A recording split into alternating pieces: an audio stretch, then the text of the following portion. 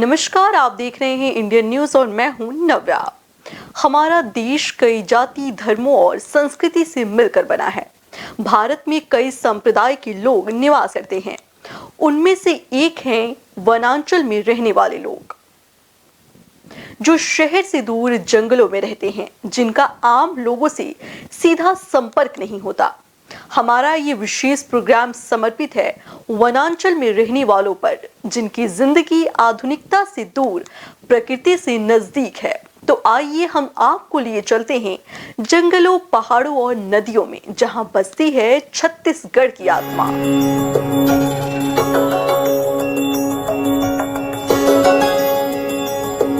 ये एक जीती जागती संस्कृति है, जहां गोड़, बैगा, उराव, मुंडा, धनवार, खड़िया, सनवरा, कोरवा और कई प्रकार की जनजातियां छत्तीसगढ़ में मौजूद हैं। ये है छत्तीसगढ़ के सच्चे सपूत, जो जंगल, जल, जमीन से प्यार करते हैं, और इनकी बोली में है सदियों की परंपरा की मिठास।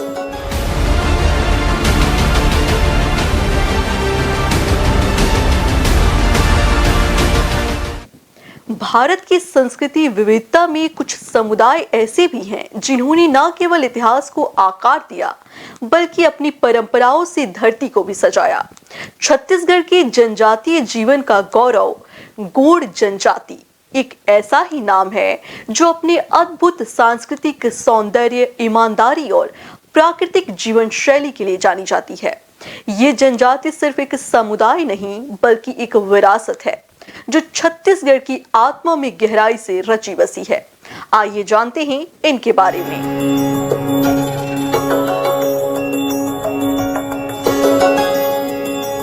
गोंड जनजाति भारत की अति प्राचीन जनजाति है, जिसका उल्लेख प्राचीन काल के रामायण एवं महाभारत में भी हुआ है।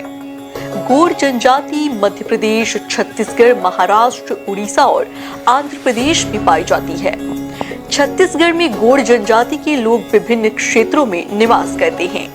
ये जनजाति छत्तीसगढ़ के कई जिलों में बसी हुई है, जैसे कि रायपुर, बिलासपुर, राजनांदगांव, कोरबा, सरगुजा, बस्तर, दुर्ग, कंधमाल और बीजापुर सहित प्रदेश के कई जिलों में गोंड जनजाति की आबादी है, जिसका केंद्र बस्तर जिले में है, जो कि छत्तीसगढ़ के दक्षिणी भाग में स्थित है।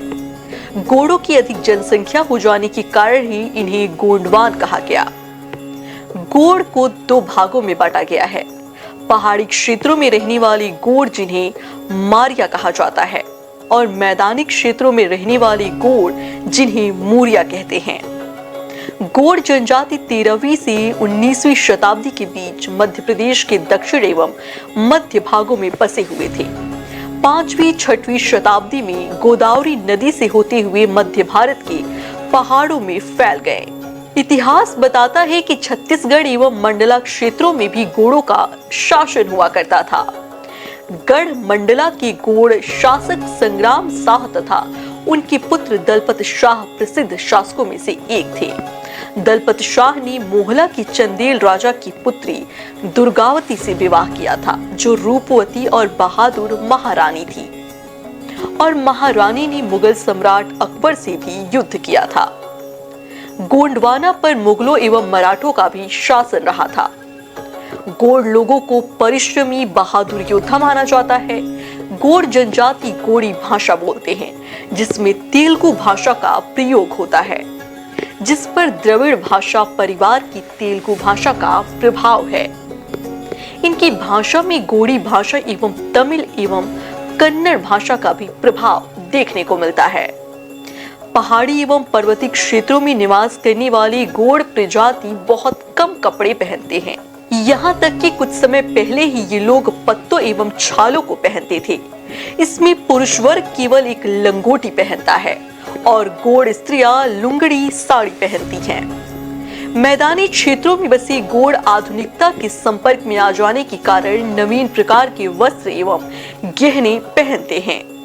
गोंड स्त्रियां अपने शरीर पर गोदना गुदवाती हैं, जो इनकी सुंदरता एवं इनकी पहचान का प्रतीक है। गोंड जनजाति के लोग खाने में कोदो, कुटकी या बाजरे का पेज बनाकर खाते हैं। साथ ही चावल, सब्जी, ज्वार एवं गेहूं की रोटी इनका आहार है। कठिनाइयों के दिनों में ये लोग महुआ के फूल व जंगली कंदमूल फल से अपना पेट भरते हैं। गोंड समुदाय परंपरागत खेती करते हैं जो मानसून पर निर्भर होती है। वे मुख्य रूप से धान की खेती करते हैं जो छत्तीसगढ़ की प्रमुख फसल है। इसके अलावा दालों की भी खेती करते हैं। गोंड लोग मिश्रित खेती का भी अभ्यास करते हैं जिसमें वे एक प्रकार की खेत में कई प्रकार की फसलें उगाते हैं। उनका मुख्य व्यवसाय कृषि है। ये लोग स्थानांतरित कृषि करते हैं। इनकी कृषि को पेंदा कहा जाता है। ये लोग कृषि करने के लिए जंगल में आग लगा दिया करते हैं और जब वर्षा होती है तो उसमें बीज छिड़क कर वहां पर खेती की जाती है और उसके बाद उस भूमि के बंजर हो जाने पर दूसरी जगह चले जाते हैं। ये क्रिया आगे चलती रहती है। ये लोग ज्वार, मक्का, चावल, गेहूं, कोदो, कुटकी, सन, कपास एवं तिलहन जैसी फसलों की खेती करते हैं। जंगल को विशेष आदर व सम्मान देते हैं। गोंड जनजातियों द्वारा पशुपालन भी किया जाता है। ये लोग गाय, भैंस, भेड़, बकरी, सूअर एवं मुर्गी का पालन करते हैं। क्योंकि इनकी संपर्कता बाहरी लोगों से कम होने के कारण ये लोग पशुपालन अधिक करते हैं।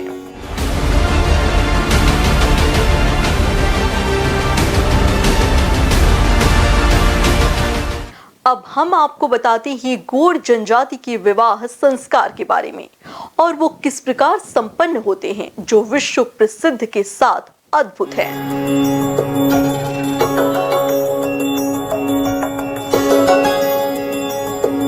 हम आपको बताते हैं इस जनजाति में कई प्रकार के विवाह प्रचलित हैं। जो सबसे ज्यादा प्रसिद्ध है एक ऐसा विवाह जिसे दूध लौटाओ विवाह कहा जाता है। इस विवाह में अपनी मामा या फूफा के लड़के या लड़की से शादी करते हैं। उसी तरह हल्दी सींचना विवाह है जिसमें लड़के और लड़की घर वालों की अनुमति ना होने पर घर से भागकर शादी कर लेते हैं, जिसके बाद समाज इन लोगों को विधिवत समाज में मिला लेता है। एक ऐसी परंपरा जिसमें पति की मौत के बाद विधवा की शादी कराई जाती है और उसी के देवर से। इस विवाह को चूड़ी पहनाना विवाह कहा जाता है और जिसके बाद विधवा शादीशुदा की तरह उसी परिवार में रहती है। ऐसा ही एक अनोखा विवाह और है जिसकी परंपरा है कि लड़का शादी के बाद अपना घर छोड़कर पत्नी के घर में रहना आरंभ कर देता है।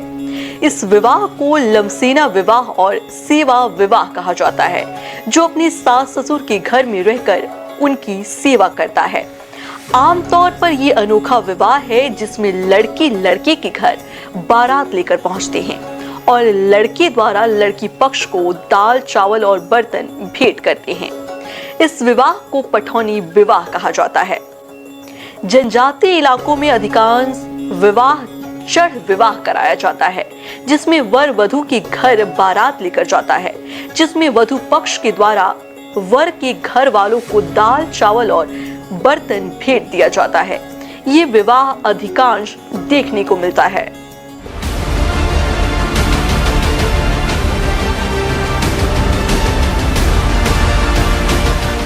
एक ऐसी जनजाति जिसे बैगा जनजाति कहा जाता है, जिसकी पहचान उसके नृत्यों में छिपी है, जिसका हर नृत्य एक कहानी, हर ताल एक रहस्य है, जहां आध्यात्म एक साथ जीवित हो उठती है, जो अपने हर कदम से इतिहास को दोहराती है।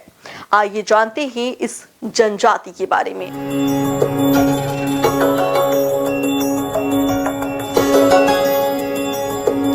बैगा जनजाति में जितने नृत्य हैं और उनमें कई विविधता हैं जो किसी और जनजाति में कठिनाई से देखने को मिलती है।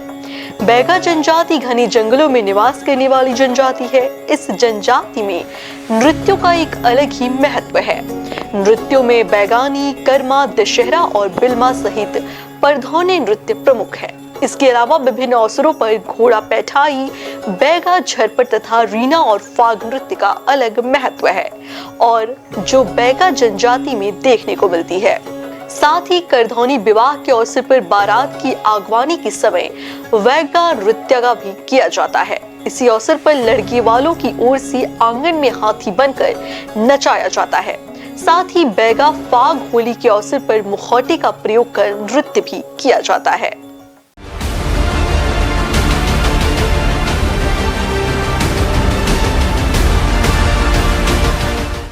अब हम आपको एक ऐसी जनजाति के बारे में बताएंगे जो शिक्षित संपन्न होते हुए अपनी परंपराओं को नहीं भूले। ये जनजाति हल्बा है।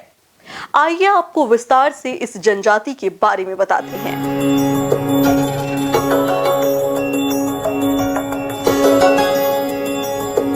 छत्तीसगढ़ को धान का कटोरा कहा जाता है, जिसमें हल्बा जनजाति प्राचीन काल से कुशल कृषक के रूप में अपना नाम दर्ज किया है, जो शिक्षित होने के साथ साथ संपन्न जनजाति है। ये जनजाति रायपुर, दुर्ग, धमतरी तथा बस्तर जिलों में बसी हुई है।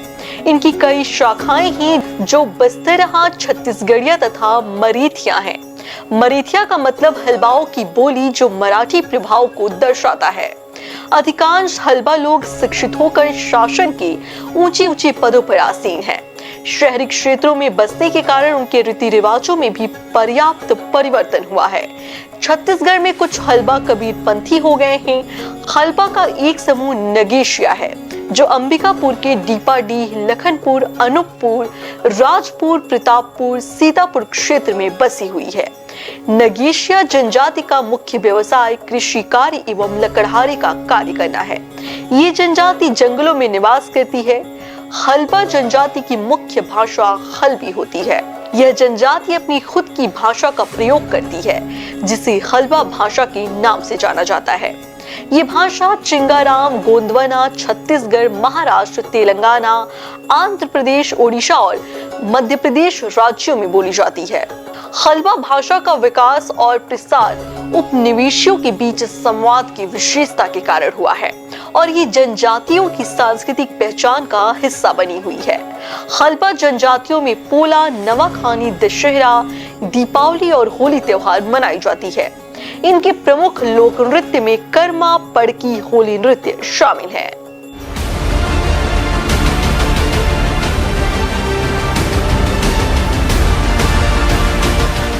आदिवासी समाज में कुछ ऐसे आश्चर्य के कार्य कर अपनी आजीविका चलाते हैं, जो अनोखा और अचरज भरा है। इस जनजाति को सनवरा कहा जाता है। इस सनवरा जनजाति का विवाह संस्कार भी अनोखा और आश्चर्य भरा है। आइए आपको दिखाते हैं सनवरा जनजाति के बारे में।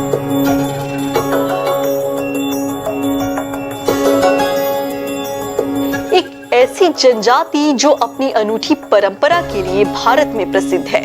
इनका जीवन यापन पारंपरिक खेती से नहीं, बल्कि सांपों को पकड़कर लोगों को दिखाने से होता है और उसी से मिलने वाले अर्जित धन से जीवन यापन करते हैं और अपने बच्चों को 5 साल की उम्र में सांप पकड़ना सिखाते हैं। सांप को ये कभी नहीं मारते, बल्कि संरक्षित ही करते हैं।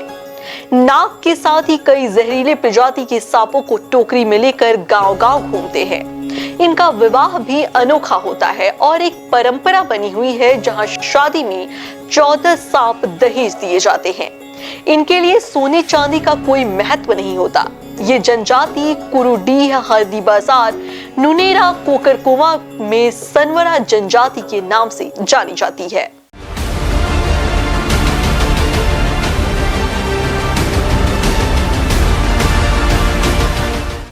ऐसी ही एक और जनजाति जिनकी उत्पत्ति की कहानी अनोखी है, जिनका जीवन जंगल के बीच प्रकृति से जुड़ा है और इस जनजाति की परंपरा में इतिहास का गूढ़ रहस्य छिपा है, जिन्हें बिंझावर के नाम से जाना जाता है। तो चलिए आपको बताते हैं बिंझावर जनजाति के बारे में, जो दुनिया की नजरों से अब तक ओझल है।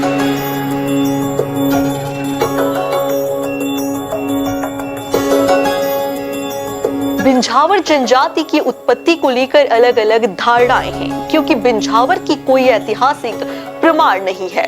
ऐसा माना जाता है कि इनकी उत्पत्ति जगन्नाथ मंदिर के दरवाजे से हुई है, जो 12 भाई बेदकार एवं विंध्यवासिनी के 12 पुत्र थे, जो तीर धनुष चलाने में निपुण थे। बिंझावर का बिंझ बींधना मतलब तीर और वार धनुष चलाना। इससे ये अंकित होता है कि इनकी उत्पत्ति तीर धनुष से हुआ है और यही से बिंझावर कहलाए जाने लगे। बिंझावर जनजाति छत्तीसगढ़ में कोरबा, जांजगीर चांपा, रायगढ़, बिलासपुर, रायपुर, कोरिया, बलरामपुर, सुकमा व महासमुंद आदि जिलों में पाए जाते हैं। इनकी भाषा के लोग छत्तीसगढ़ी बोली, लरिया, बिंझवारी, सादरी, हिंदी व उड़िया बोलते हैं। इनका मुख्य आभूषण गोदना गोदवाना है। ये प्रमुख रूप से प्रकृति पर निर्भर है। ये जनजाति पूरी तरह से खेती पर निर्भर होता है। जंगलों में साल के बीज, महुआ, चार, बहेरा, तेंदू के फल व तेंदू पत्ता बेचकर जीवन यापन करते हैं। बिंझावर जाति में मेला व त्योहार अधिक महत्व रखता है। होली, दशहरा, दीपावली और छत्तीसगढ़ की खास त्योहार पोला, हरेली, नवाखानी त्योहार के साथ साथ कर्मा नृत्य, कर्मा पूजा में, होली में रहस, बिहाव नृत्य और सुआ नाच आदि नृत्य करने का लोकगीत जैसे कई नृत्य करते हैं। इनके लोकगीत प्रमुख सुआ गीत, कर्मा, ददरिया, रहस गीत, बिहाव गीत, फाग, रामधुनी जैसे लोकगीत शामिल हैं।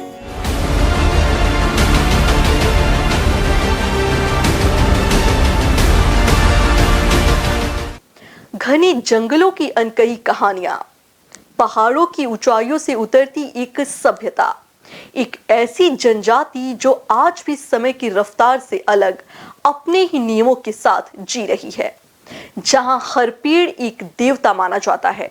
ये केवल एक जनजाति नहीं है, ये है छविया एक संस्कृति की।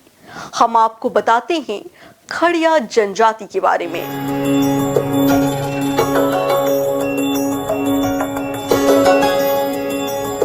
खड़िया जनजाति छत्तीसगढ़, झारखंड और ओडिशा के जंगलों में बसी ये जनजाति, जिसे खड़िया के नाम से जाना जाता है, पूर्व भारत में एक प्रमुख आदिवासी समूह है। इन्हें पहाड़ी खड़िया इसलिए कहा जाता है क्योंकि ये जंगल में रहते हैं और जंगल की उपज पर निर्भर रहते हैं। खड़िया जनजाति छत्तीसगढ़ के पश्चिम और उत्तरी भागों जैसे बस्तर, दंतेवाड़ा, कांकेर, सरगुजा और बिलासपुर जिलों में निवास करती है। इनकी जीविका कृषि, वनस्पति और पशुपालन पर निर्भर करती है। खड़िया जनजाति के 3 वर्ग है: पहाड़ी खड़िया, ढेल की खड़िया और दूध खड़िया। खड़िया जनजाति अपनी पारंपरिक बोली बोलते हैं और अपनी विशिष्ट संस्कृति का पालन करते हैं। इस जनजाति में विभिन्न धर्मों का पालन करने वाले लोग भी हैं, जिनमें ईसाई, हिंदू, इस्लाम, बौद्ध धर्म और अन्य धर्म शामिल है। पहले ढीवर कमीशन और जनजाति कमीशन द्वारा आदिम जनजाति की श्रेणी में इन्हें रखा गया था, लेकिन बाद में इसे इस सूची से हटा दिया गया।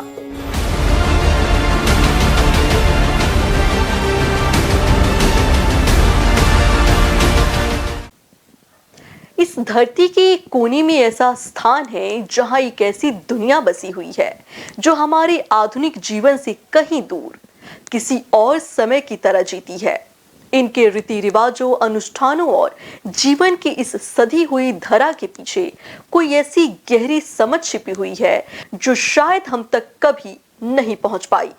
तो आइए जानते हैं विशेष जनजाति की कहानी।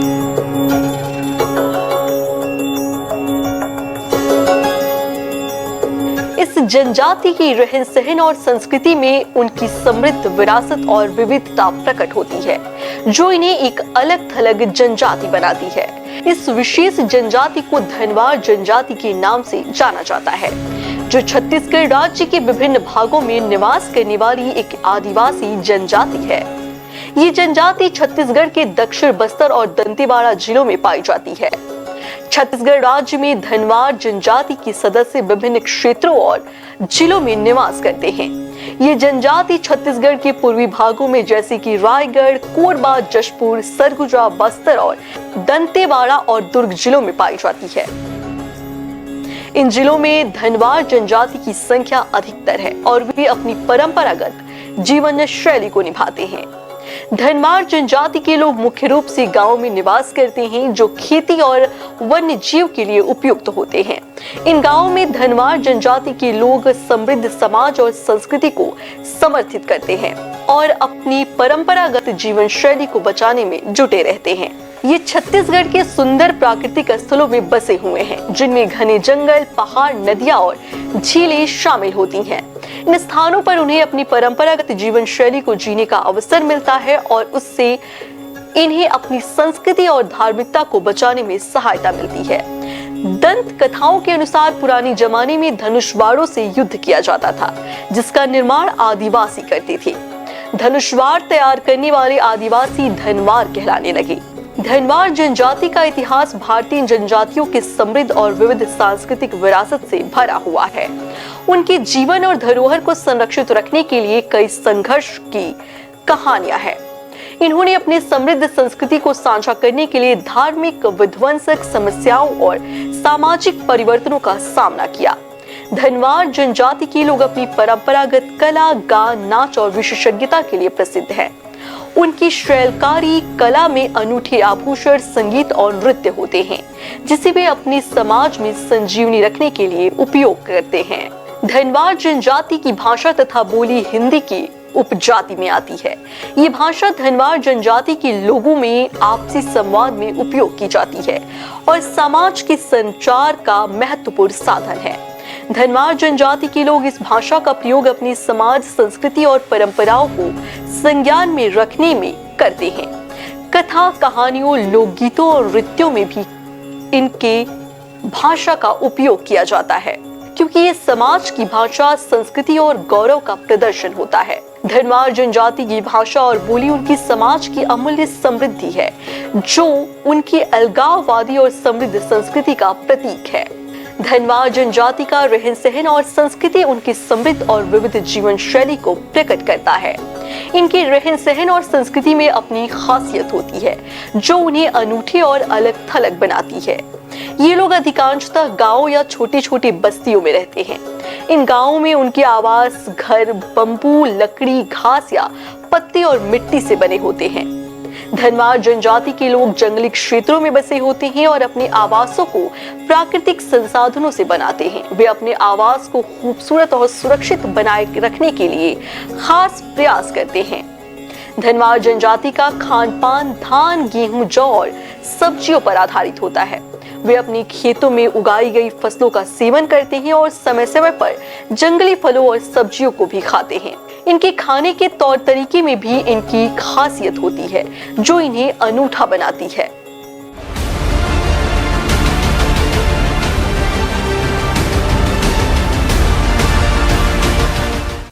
एक ऐसी जनजाति जिनका इतिहास किसी किताब में बंद नहीं, बल्कि धरती की धड़कन में गूंजता है। कहा जाता है कि जब सारी दुनिया चुप थी, तो इस जनजाति ने कुछ ऐसा किया जिससे एक पूरा युग बदल गया। इस जनजाति को मुंडा के नाम से जाना जाता है। हम आपको बताते हैं इनके बारे में।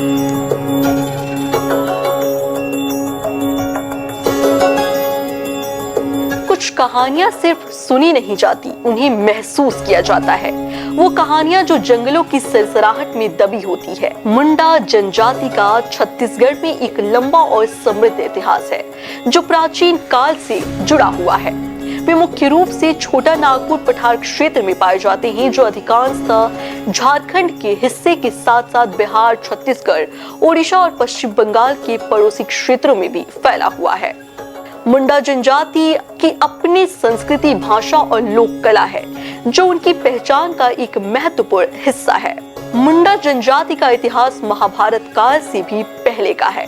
कुछ लोगों का मानना है कि मुंडाओं की उत्पत्ति पिठोरिया के पास स्थित एक गांव से हुई थी। मुंडा समाज की सामाजिक संरचना सरल है और इसमें कई उप समुदाय शामिल हैं। मुंडा जनजाति के लोग प्रकृति और अपने पूर्वजों की पूजा करते हैं। वे एक मुख्य देवता सिंगबोगा में विश्वास करते हैं, जो सृष्टि का कारण माना जाता है। मुंडा स्वतंत्रता सेनानी बिरसा मुंडा ने लगान न चुकाने और वन शुल्क माफ करने के लिए विरोध मार्च शुरू किया था। उन्होंने ब्रिटिश राज को उखाड़ फेंकने और मुंडा राज की स्थापना के लिए गुरिल्ला युद्ध का नेतृत्व किया था। भारत की आजादी के बाद मुंडा लोगों ने अपने सामाजिक और आर्थिक विकास के लिए संघर्ष किया। सरकार ने भी उनकी मदद के लिए कई योजनाएं शुरू की है। आज मुंडा लोग अपनी परंपराओं को जीवित रखने और अपने अधिकारों के लिए संघर्ष करने के लिए प्रतिबद्ध हैं।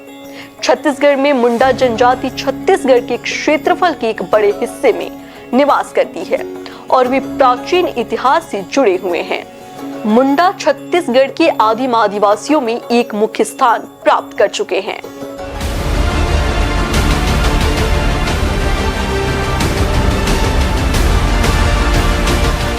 जैसे कि आज आपने देखा, छत्तीसगढ़ की जनजाति न केवल अपनी विविधता में बल्कि अपनी जीवंत परंपराओं और आस्था में भी बेमिसाल है।